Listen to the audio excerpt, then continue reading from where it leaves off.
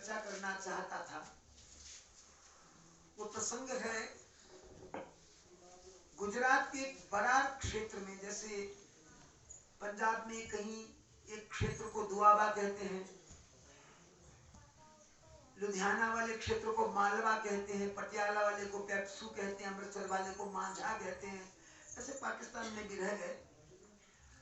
इसी तरह गुजरात में भी भिन्न भिन्न प्रांतों के भिन्न भिन्न उपभाग हैं। तो बरार क्षेत्र है, वहां धामना नाम का कोई गांव है। वहां के पटेल अर्थात बड़े सेठ साहूकार कहलाने वाले, जिनका बहुत नाम था, ऐसे एक दुकानदार व्यापारी, उनका नाम है मनकोजी बोधला। पत्नी का नाम है मामाताई और पुत्र का नाम यमाजी और बेटी है भगीरथी। ये परिवार क्या है, मानो देवताओं का सामुच्य हो, सारे देवता आकर के एक परिवार में एकत्र हो गए। घर की दुकान थी, लोग वहां से अन्न, दाल चावल इत्यादि जो कुछ भी सामग्री होती है खरीदा करते थे। पर मनकोजी बोधला दुकानदार होकर भी बड़ी वृत्ति के नहीं थे, बड़े ही भागवत थे। भगवान की भक्ति में उनका भाव बड़ा अनूठा था, विलक्षण था। पत्नी भी वैसे ही पतिव्रता होने के साथ साथ भागवता थी। और पुत्र पुत्री के तो कहने की बात क्या, माता पिता के अनुरूप संतान होती है। कल भी इसमें चर्चा हुई थी। माता पिता सचमुच में माता पिता बने तो संतान संतान बनती है, नहीं तो संताप ही रह जाती है। हम मोह में सन करके कई बार संतान के प्रति अपने कर्तव्यों से विमूढ़ हो जाते हैं। साइलेंस कर दें प्लीज अपने मोबाइल सारे।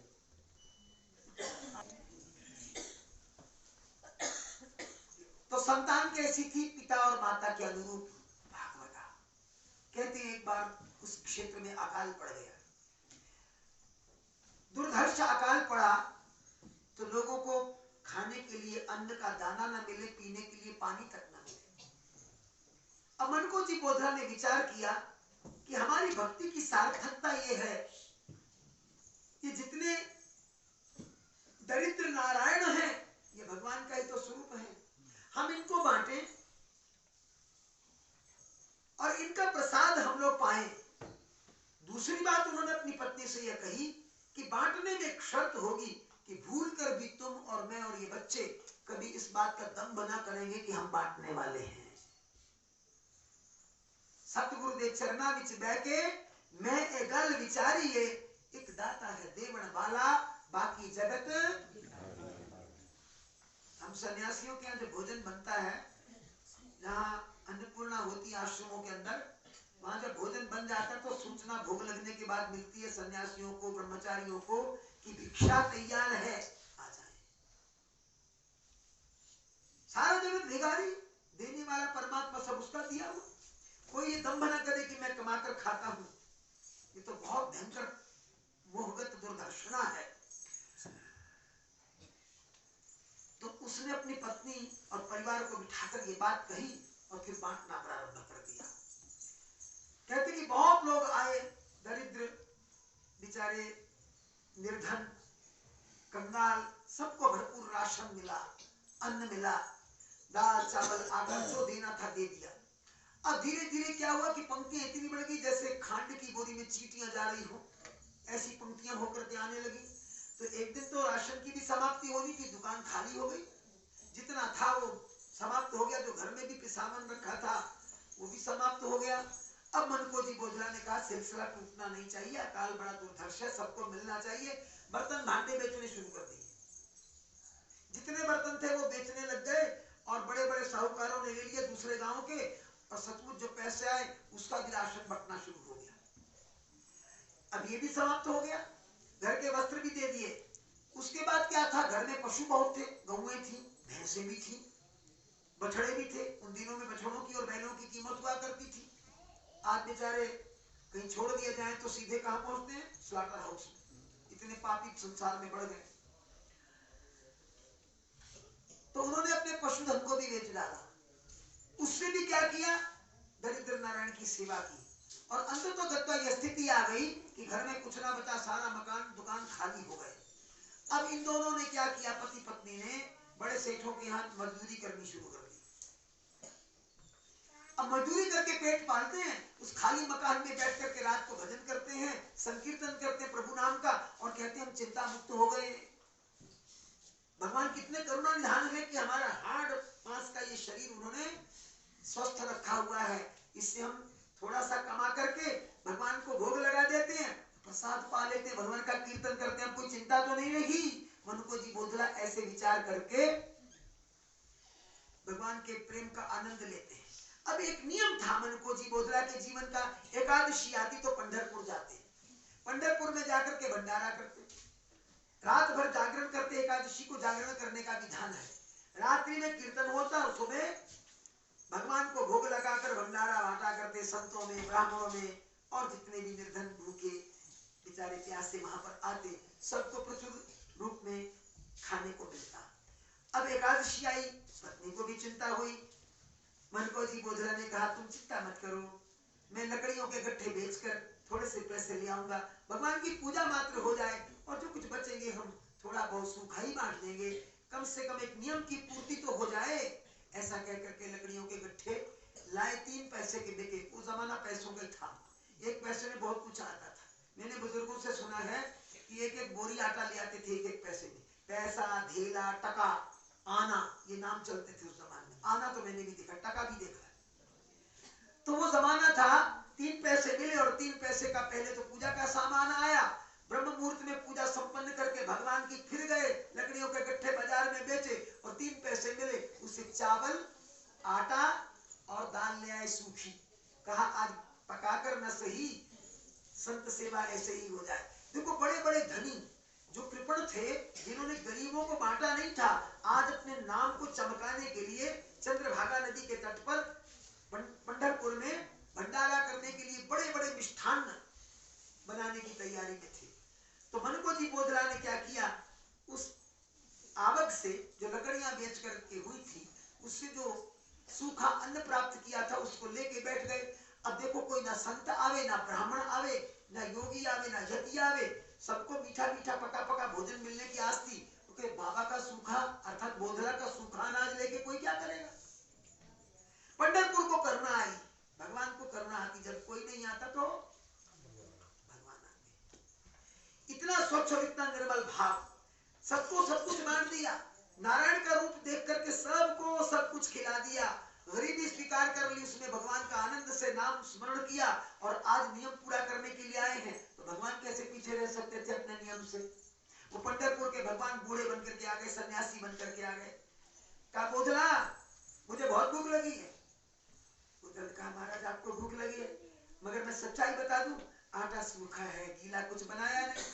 सत्य बता दिया। अरे मैं कब तुमसे जलेबियां मांग रहा हूं। भगवान ने कहा, नारायण ने कहा मुझे बहुत भूख सता रही है, मैं तो स्वयं पाकी हूं ना, खुद बना के खाता हूं, तू जानता है। ऐसे कहकर भगवान ने जब ये बात बोधला को कही तो उसके अंदर के रोंगटे मानो रोमांचित होने लगे, मन गदगद सा हो गया। ऐसी मधुर वाणी कभी सुनी नहीं थी। भगवान को वो आटा सौंपा संत मान करके। आटा सौंपने के बाद वो भगवान कह लगे अभी इस आटे को सानने के लिए पानी भी चाहिए, और पकाने के लिए कंडा माने पाथी गोशा वो भी चाहिए। और मन को जी बोधला से कहने लगे जा जल्दी से मांग कर ला, क्षुधातुर हूं मैं, भूखा हूं मैं। भगवान आतुर हैं, कैसे, जैसे श्री कृष्ण विदुर जी के घर में जाकर के केले के छिलके खा गए थे, जैसे भगवान कृष्ण ने सुदामा के तंदुर फांक लिए थे, और जैसे भगवान श्री कृष्ण ने शबरी के यहाँ जाकर के उनके कंद मूल फल का प्राशन कर लिया था, भोग लगा लिया था। ऐसे आज भगवान को अपने दरिद्र भक्त के तंदुल वो फल याद आ रहे थे, वो केले के छिलके याद आ रहे थे। वो कंडा लेने के लिए चला गया, कुछ गोसे ले आया, पाथियां ले आया। उधर रुक्मिणी जी ने विचार किया आज अपने भक्त का प्रसाद खाने के लिए भगवान अकेले चले गए, ये प्रसाद तो सबको मिलता ही नहीं, मैं कैसे पीछे रह जाऊं। रुक्मिणी जी भी एक बूढ़ी ब्राह्मणी बनकर के आ गई। भगवान देख के मुस्कुराए, और क्या हुआ, अब रुक्मिणी जी ने आटा सानना शुरू कर दिया, आटा बनाया। मनुको जी बोधला ने देखा कि आटा थोड़ा रहा है, ये दो लोग हो गए, अब क्या होगा, ये तो भूखे रह जाएंगे। भगवान ने कहा चिंता मत करो, ये देवी जी कुछ प्रसाद पालेंगी, बचेगा सो मैं पालूंगा, मैं थोड़े में तृप्त हो जाता हूँ, बुढ़ापे में भूख ज्यादा नहीं लगती है। भगवान ने भाव भाप लिया। अब क्या था, रुक्मिणी जी ने आटा साना और भगवान ने वो चूल्हा जलाया, वहां पर सुंदर सुंदर बाटियां बनी, घी भी नहीं था, लेकिन सूखी बाटियां इतनी स्वाद थी कि दोनों सारा ही खा गए। उसके खाने के बाद भी, अच्छा पहले उन्होंने क्या किया, अपोषण किया, गौग्रास निकाला, इतना सब करने के बाद भी पर्याप्त था। मनको जी बोधला विचार करने लगे, आटा तो थोड़ा सा था, अब ये दोनों लोग खा भी गए और उसके बाद फिर आनंद आ गया है, बहुत आनंद आ गया है, ऐसा कहकर ये भी कह रहे हैं कि दिल करता हुआ बच्चों को भी खा जाए। इसका मतलब है कि कोई साधारण नहीं है। जो कि मनको जी बोधला को ये ज्ञान हुआ कि पंढरपुर के श्रीमन नारायण और उनकी आराधनी शक्ति आकर के मेरा भोग ग्रहण कर रही है, नैन मुंद के प्रणाम करने लगा, तो वो क्या हुआ, ओझल हो गए। बोले पंढरपुर भगवान की। अब तो मनको जी बोधला को भरोसा हो गया, तुरंत मंदिर में गए जहां से पूजा करके आए थे, भगवान का धन्यवाद करने लगे। जो ही धन्यवाद किया, भगवान वहां सगुण साकार होकर के आ गए। भगवान कहने लगे, बोधला तुम्हारा प्रेम अपरिमित है, तुम्हारे प्रेम से मुझे सूखा आटा भी इतना सुंदर लगा, आज की बाटियों में जो आनंद आया वो कहीं नहीं आया।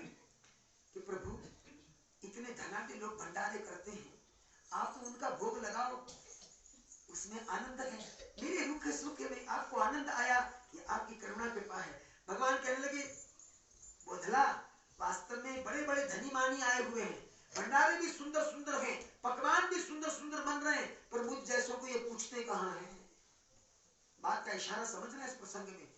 भंडारे बनते हैं, स्वादीले बनते हैं, चटपटे बनते हैं, भगवान के आगे तो थाली रख के फटाफट उठाने की जल्दी होती है कि बस हम, क्योंकि जीभ तरस रही होती है, तरस रही होती है, लपक रही होती है, लार गिर रही होती है। भगवान को भोग लगाता कोने, लगा के तो देखो। सच तो यह है कि तूने और बिन बुलाए कभी में भी तूने हृदय से मुझको खिलाया नहीं। कोई खिलाता ही नहीं है, वो तो फर्ज पूरा करते। बहुत घरों में तो कहते हैं, अरे थोड़ी सी सौगी रख दो भगवान के आगे, हम तो आज प्याज लहसुन वाला बना रहे हैं चटपटा। तो मनको जी बोधला को भगवान कहने लगे, बड़े बड़े धनी मानियों के भंडारे हैं, लेकिन मुझको कोई पूछने वाला नहीं है। बोले प्रभु ऐसा तो नहीं, ये तो बड़े भक्त हैं, भोग लगाते तो बड़े भाव से लगाते। बोले कल तुम भी आ जाना, द्वार पे खड़े हो जाना, मैं भी आ जाऊंगा, तुम्हारे सामने परिणाम निकल जाएगा। अब बूढ़े सन्यासी बनकर भगवान आ गए, बोधला जी द्वार पर खड़े, तो वहां पर बाबूजी को खड़े कर दिया भंडारा वाले सेठ ने, कहा कि सबकी पर्ची देख लेना, पर्ची के बिना कोई असर न जाए। आज भी हरिद्वार में पर्चियां बढ़ती है भंडारे की, आपको पता होगा। जिसको पर्ची मिल गई वही साधु जाएगा, वही पंडित जाएगा, दूसरा जाए भूखा वो नहीं जाएगा। धर्म की आड़ में भी अधर्म पलता है, और जो धर्म की आड़ में अधर्म पलता है वो खतरनाक होता है, भयंकर होता है। अब बाबूजी क्या करें, पर्ची देखे और अंदर ले जाए। अब बाबा के पास तो पर्ची नहीं थी, भगवान के पास तो पर्ची नहीं, और सबकी पर्ची भगवान के हाथ में। तो वो कहने लगे, बाबा तुम नहीं जा सकते, पीछे हटो। बोले भूख लगी है, तुम इतनों को बिठा रहे हो, एक को मुझे भी बिठा लो। बोले ना ना ना, तुम्हारे पास पर्ची नहीं, तुम कैसे बैठ जाओगे, यहाँ पर्ची वाले बिठाए जा रहे हैं, भिखमंगों के लिए भंडारा नहीं है, ये साधु सन्यासियों ब्राह्मणों के लिए है। उसको धकेल के पीछे कर दिया, और वो तो भगवान जान के हठी बन गए, ढीठ बन गए, वो आगे को घुसे और कहीं भीतर घुस के पंगत में बैठ गए। उस बाबूजी ने कहा, बुलाओ बुलाओ, कर्मचारियों को बुलाओ। सेठ ने कर्मचारी भेजे, धक्के मार के बाहर निकाल दिया। बोधला के पास गए, बोधला खड़ा देख रहा था, देख लिया तुमने, इनके दिल में कोई जगह नहीं है भगवान के लिए, ये तो सब अपने नाम नंबर के चक्कर में फंसे हुए हैं। तो बोधला ने कहा, महाराज फिर इनके भंडारों की गति क्या होगी। बोले थोड़ी देर में देख लेना। भगवान मंदिर में चले गए, और हुआ क्या, वहां आंधियां चली, छप्पर भी उड़ गए, जलेबियों के थाल भी उड़ गए, ब्राह्मण किसी प्रकार से भागे, पर्चियां भी उड़ गई, पर्ची वाले भी उड़ गए, सब तहस नहस हो गया। बोधला जी देखिए भगवान की कृपा। अब प्रणाम करके भगवान को बोधला चला अपने गांव। देखो भगवान को क्या चिंता है कि मेरा भक्त भूखा है। एकादशी के दिन उसने व्रत किया, सारी रात कुछ नहीं खाया, भगवान का कीर्तन किया, उसके बाद सूखा बांट दिया, मुझे दे दिया, खुद नहीं खाया। द्वादशी भी व्रत में बीत गई, अब त्रयोदशी लगी हुई है, त्रयोदशी भी बीत जाएगी। अरे तो भूखा घर जाएगा, इस रास्ते में तो कुछ मिलना चाहिए। भगवान ने क्या किया, जिस रास्ते जा रहा था उसमें बगीचा रच दिया। श्रीमन नारायण ने नारद जी के लिए क्या किया था? शीलनिधि राजा की नगरी रच दी थी, वहां स्वयंवर रच दिया। नारद जी वहां चले गए स्वयंवर के अंदर। शीलनिधि राजा की कन्या स्वयंवर में किसी का वर्ण करेगी, इसलिए भगवान से भगवान का ही मुख मांगने चले। सब भगवान की माया की रचना थी। आज भगवान ने अपने भक्त के लिए माया की रचना से बागीचा रच दिया। उस बागीचे की मालिन ने कहा, वो कौन थी? साक्षात भगवती लक्ष्मी।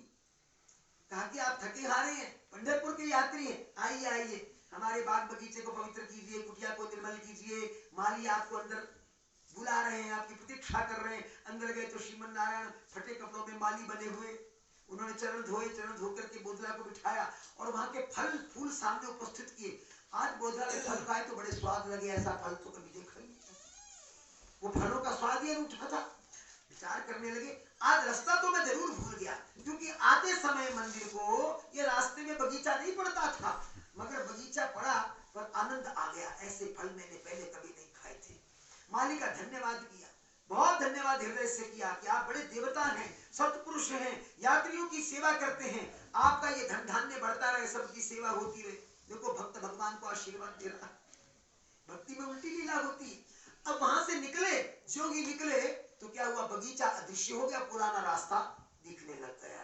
मन को जी बोधला समझ गए, ये मेरे पंढरपुर स्वामी की लीला है। मेरे लिए बागीचा रच करके मेरी क्षुधा को उन्होंने शांत कर दिया। अब घर पहुंच गए। अब देखो क्या हुआ, लोगों ने देखा कि अब तो ये गरीब हो गए।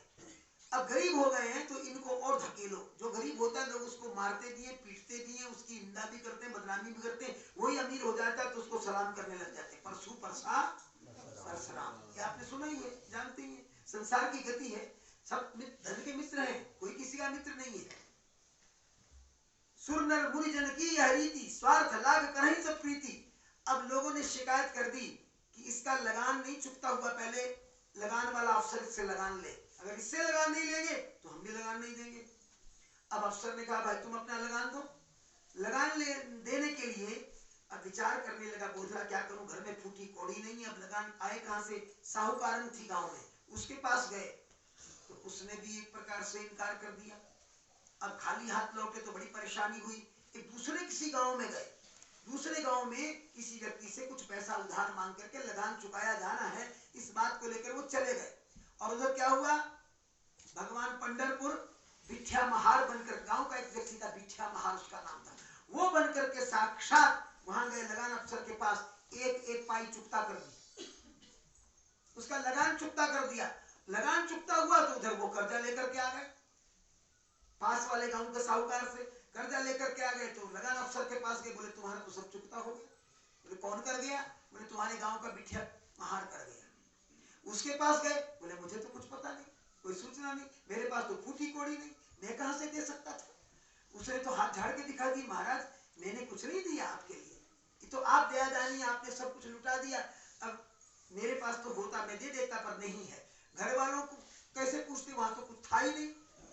तो बोधला समझ गए, जिस पंढरपुर के भगवान ने तुम्हारे लिए बगीचा बनाकर तुम्हें फल फूल खिलाए, उन्होंने तेरा लगान चुकता कर दिया। अब क्या हुआ, बचे हुए खेत की रक्षा करने बैठ गए। अब रक्षा क्या करते हैं कि वहां चरी का बीज बोया था, चरी की फसल हो गई, तो फसल में जो बालियां लगी उनको सिट्टा कहते हैं। तो वो सिट्टे एक दिन चिड़िया चुगने के लिए आ गई। अब चिड़िया चुगने के लिए आई तो पंढरपुर का जिनको इतना दर्शन हो चुका था, इतनी कृपा हो चुकी थी, वो बोधला जी सोचते खेत भी उनका, चिड़िया भी उनकी, तो मैं इनको क्यों रोकूं, इनको खाने दिया जाए, कौन सा मैं इनको तोड़ के दे रहा हूं। चिड़िया आई और अपना भरपेट किया, बालियां कुछ खाई, सिट्टे कुछ खा लिए और उड़ गए। पत्नी आई खेत में, कहने लगी देखो प्राणनाथ, प्रार्थना करती हूँ, बहुत दे दिया, बहुत लुटा दिया, अब तो बच्चों के लिए थोड़ा रहने दो। बच्चों का पेट कैसे पलेगा, ये थोड़े सिट्टे लगेंगे, इसका सावन बनाएंगे तो बच्चों का पेट पलेगा। आज से तुम्हें मेरी कसम है, अगर तुम्हें एक बाली भी तोड़कर किसी को दो, क्योंकि पत्नी ने ये समझा था कुछ भिखारी आए होंगे, इन्होंने बालियां तोड़ के देती होंगी। क्योंकि उन दिनों में लोग क्या करते थे, ताजे अनाज की बालियों को आग में सेक करके भूंज करके खा लिया करते थे, पेट बुझा लिया करते थे। आज की तरह बर्गर पिज्जा नहीं ढूंढते थे। तो पत्नी ने ऐसा समझ के शपथ दे दी। अब क्या हुआ, कुछ संत जन आए, 200-250 करीब संत थे, उन्होंने कहा भाई भूख लगी है, कुछ बालियां तो हम तोड़ेंगे तुम्हारे खेत से। उन्होंने कहा देखो मेरी पत्नी ने मुझे शपथ दे दी है, अपने हाथ से तोड़ूंगा नहीं, तो तुम घुस करके तोड़ लो। शपथ इस बात की नहीं कि कोई ना तोड़े, शपथ इस बात की है कि मैं न तोड़ के दूं। उन्होंने कह दिया आप तोड़ लो। अब सारा खेत साफ हो गया। 250-300 संत थे, तोड़ करके सब ले गए, भून भाज के खा गए। अब खेत साफ। और उधर जब लगान चुकता हुआ तो पंढरपुर के भगवान ने क्या करुणा कृपा की कि सबके खेत तो चिड़ियां चुग गई, लेकिन बोधला का खेत हरा भरा और फसल से परिपूर्ण, सारे के सारे सिट्टे लहला रहे हैं। और सचमुच एक दो व्यक्ति दौड़े आए कि बोधला जी आपके खेत में जो फसल हुई है, वाह वाह, इलाके में किसी के खेत में नहीं हुई। उसी समय क्या हुआ, हाथ जोड़ करके विनम्र भाव से पंढरपुर के अपने इष्ट भगवान का कोटि कोटि बार विठल भगवान का धन्यवाद करते हुए, ये जो मनको जी बोधला थे, ये भगवान का धन्यवाद करने लगे, रो रो करके करने लगे। और जो कहने लगे वो आप भी मेरे साथ कहिएगा,